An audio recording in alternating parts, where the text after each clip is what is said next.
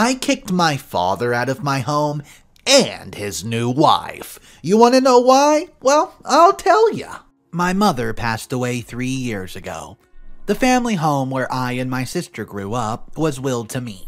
It was her ancestral property, and she wanted her daughter to have it.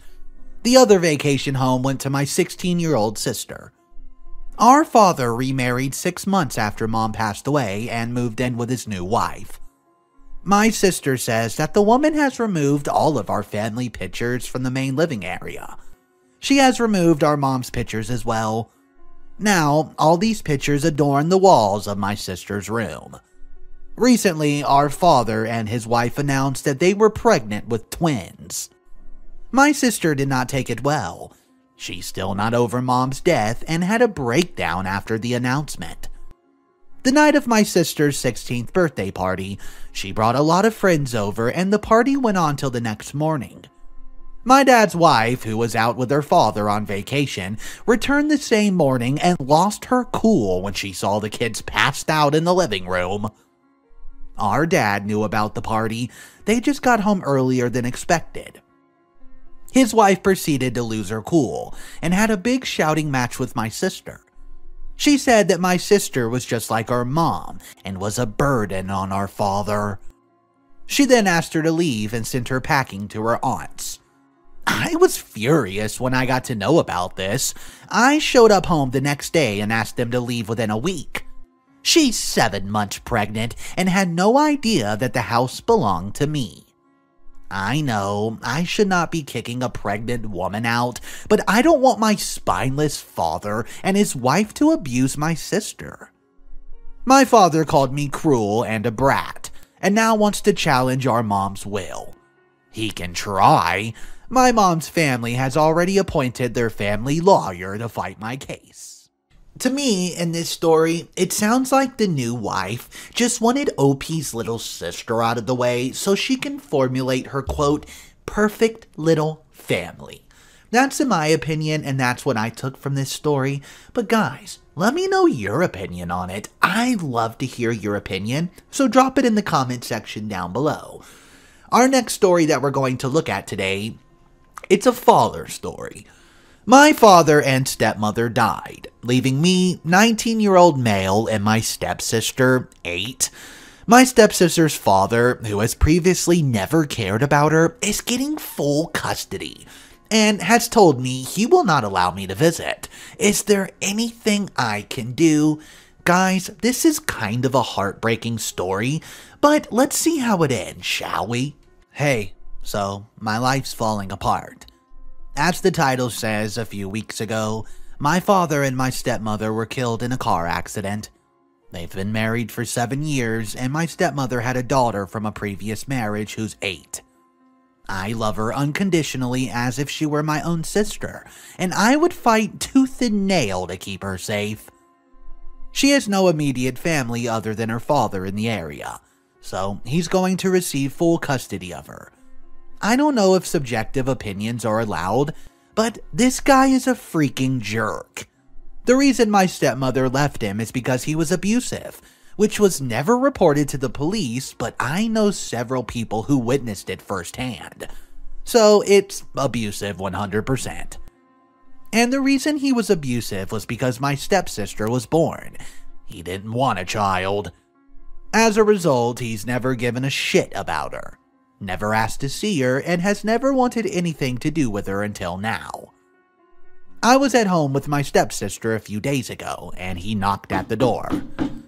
I opened it, and we had a really ugly conversation about what was going to happen to my stepsister now that her mother and my father were dead.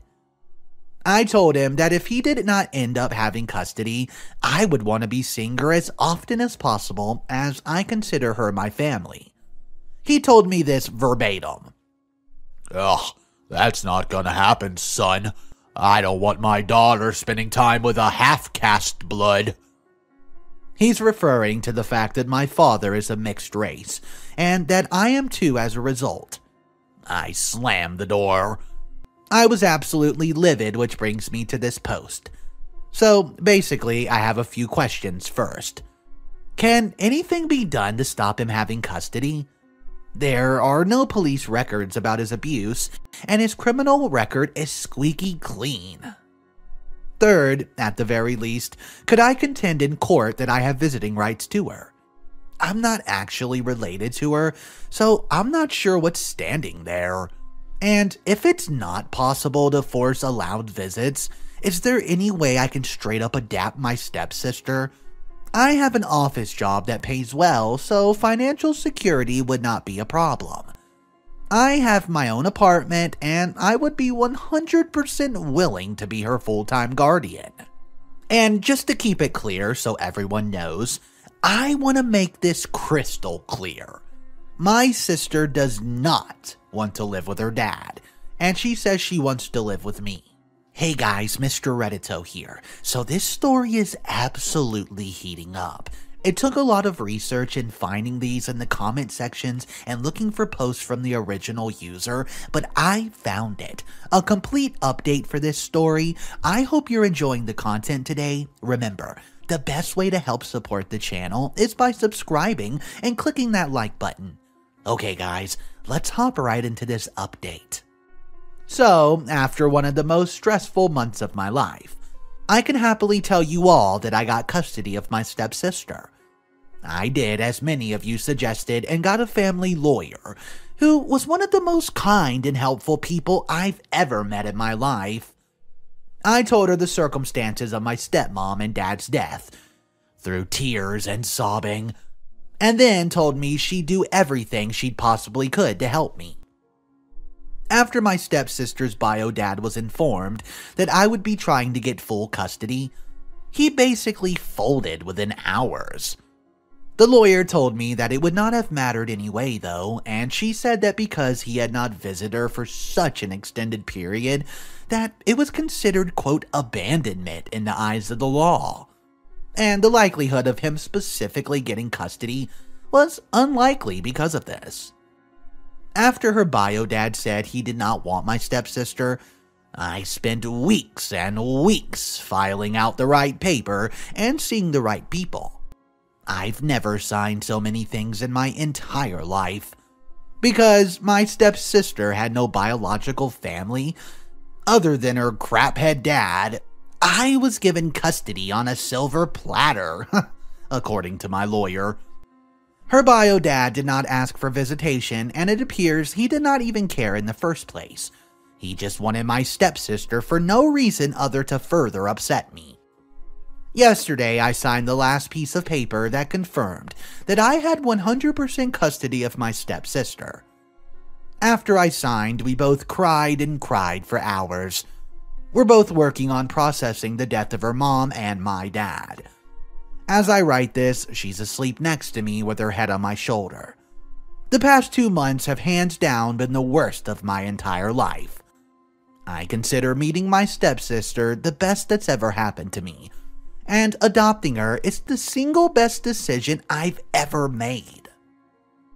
These events have made me realize that family isn't just DNA. It's actionable investments in the life of someone you love. This father sounds like a real a-hole. Red flags, toxic, vile piece of crap. But let's read a couple comments. Piece of crap father probably backed down as soon as he understood that he would have little effort to put in to get custody. Happy for OP. Comment 2. I'd be willing to be he thought he'd somehow inherit the daughter's portion of OP's parents' will or estate. Guys, I'm guessing that was his thoughts too, and when he found out that he wasn't going to get any of that, he said, you know what? I don't want my own daughter. At least it worked out good for her because she didn't want him either. Guys, let me know what you think about this, and we're going to focus now on the final story of the day. Am I the a-hole for cutting off support to my daughter? Guys, remember, the best way to support the channel is by subscribing and commenting. I know I say it a lot, but you don't understand how much it really helps me out. So please do that if you're enjoying the content, and let's check out today's final story. I'm 52 and male, and have 3 children with my ex Tracy, who's 50 female, Michael, Linda, and Victoria. We split because Tracy had an affair with Stan, to whom she's now married. We never shared with the kids the reason for the divorce, as I did not want to blame either of us. This backfired as the kids saw their mom move out of the house into a small apartment and me keep living in the house and remarry 2 years after the divorce. So they saw me as the bad guy. Stan and Tracy left them pretty much do whatever they wanted, and I had to be the disciplinarian who made sure homework was done, appointments were made, and deadlines were met. My 2 oldest eventually came to realize that I was not the bad guy. My son, when he found out that his mother had put nothing away for college for him, as outlined in our divorce decree, and she told him to take out loans. My daughter, when she realized that her grades were going to keep her out of her desired programming school. My youngest, though, never came around. So it was a surprise when her boyfriend asked for my blessing to ask for her hand. When I expressed that I did not think she cared about my blessing, he said she insisted on it. She began spending time with me, being polite to my wife, and it felt wonderful to have my daughter back.